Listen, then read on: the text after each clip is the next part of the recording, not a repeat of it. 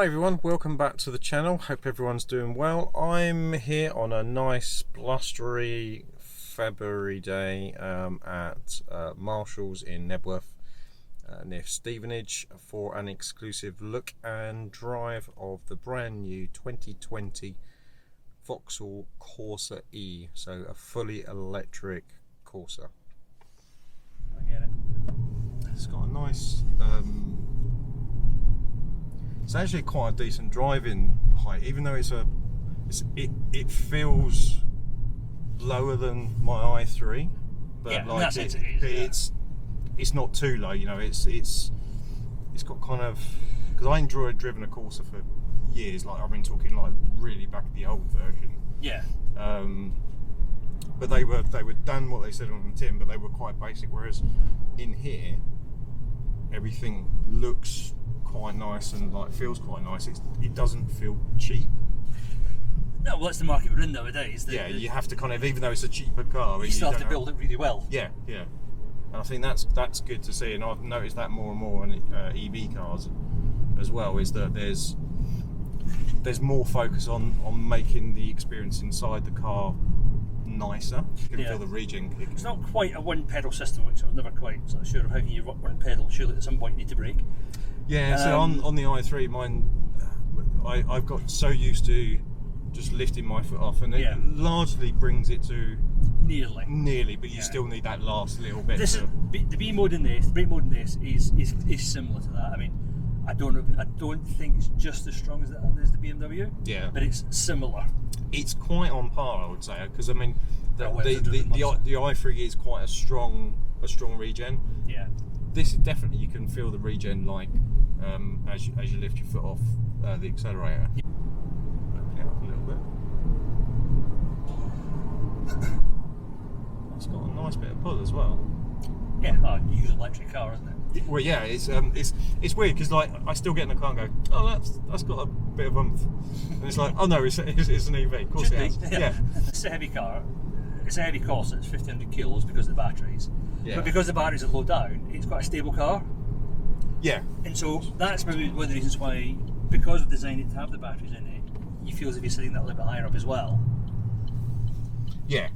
And I think that's the thing, isn't it? It's like when, so you get all-round vision basically. Yeah, you have all the batteries all the way. I presume they're all the way along the bottom. They're basically from under where we sit, along the back seats. Okay.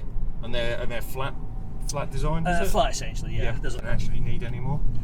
Then you can use it for other stuff.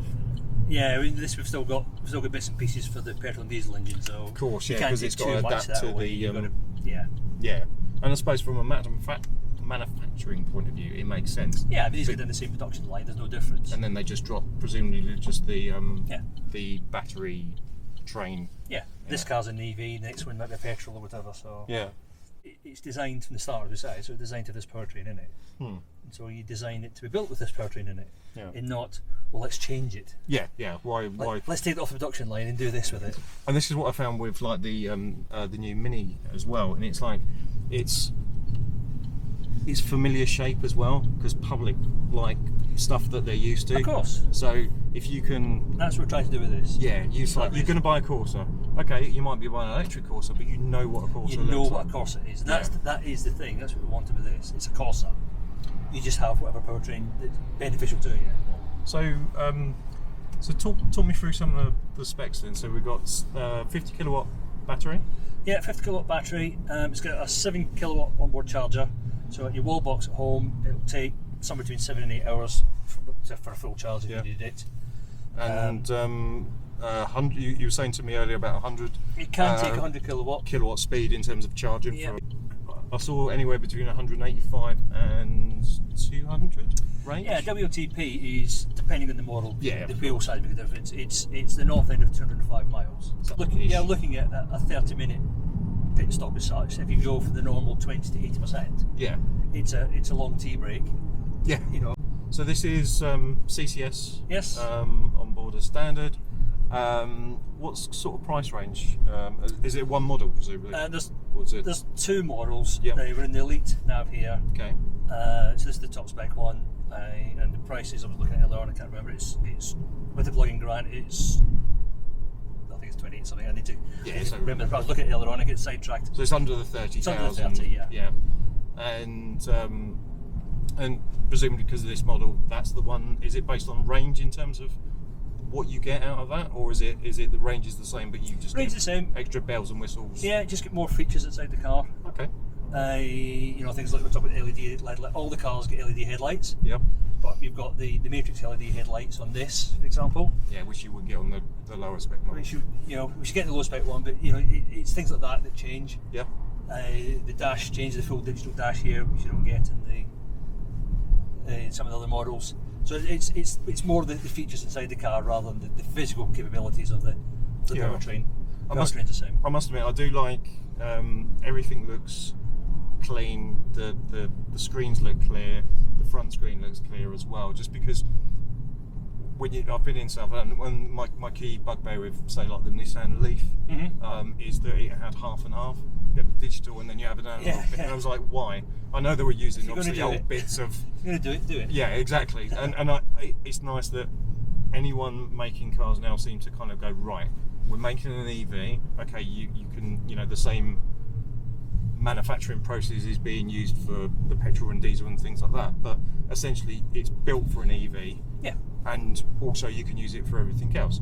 So, put the right features in there and put modern features in there rather than using old pieces of kit. Yeah, we're finding that a lot of customers, as you say, a lot of customers are just looking for a car, not a specific, it's an EV, like the i3 or the Leaf. They just want a car. Yeah. And so they find that the features are more what... Drive up there a bit. They find that the features are more what for them. Yeah. Because they know the car.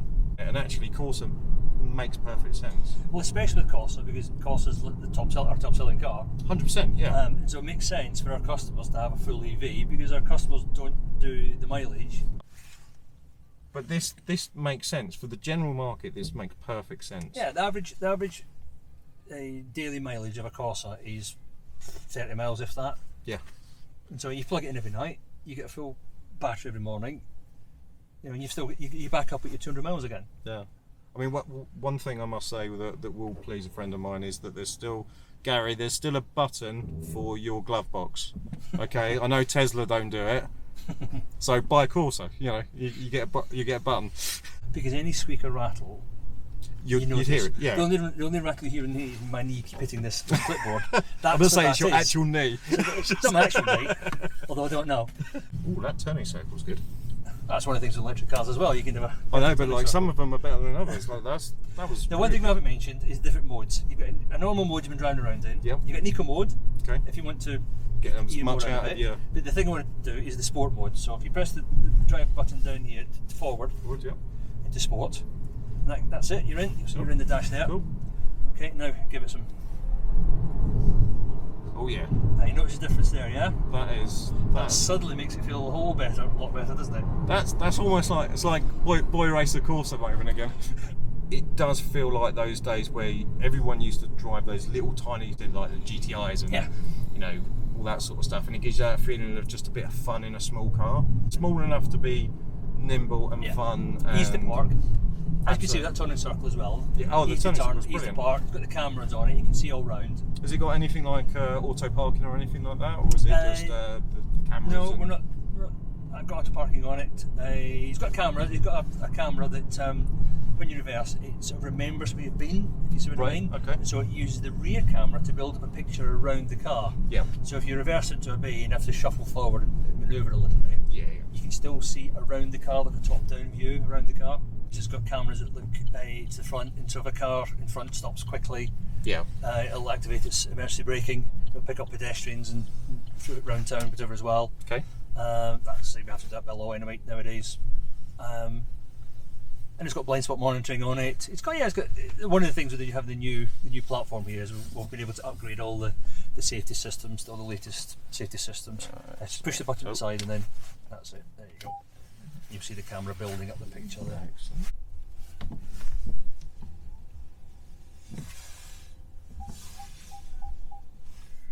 So, initial impressions and drive of the brand new 2020 Corsa-e was very good. So, small little small little hot hatch, I would say. You know, back in the day when you used to drive sort of GTs and things like that. Fantastic performance, really great turning circle. Approximately around 26,000, something like that. 200 mile WLTP range, 100 kilowatt charging speeds with a 50 kilowatt battery, which is brilliant. And yeah, performance wise was really good. Has got a performance button, so that gives you that extra bit of speed. Performance generally is really good, and size wise in the car is really good. So for a five door hatch, absolutely fantastic little car. So it's definitely one on the list of many 2020 cars that ones to look out for. Yeah, it's definitely worth getting down and try and check this out. So I hope you enjoyed that episode. If you did, don't forget to like, share and subscribe, and until next time, thanks very much. See you again very soon. Bye bye.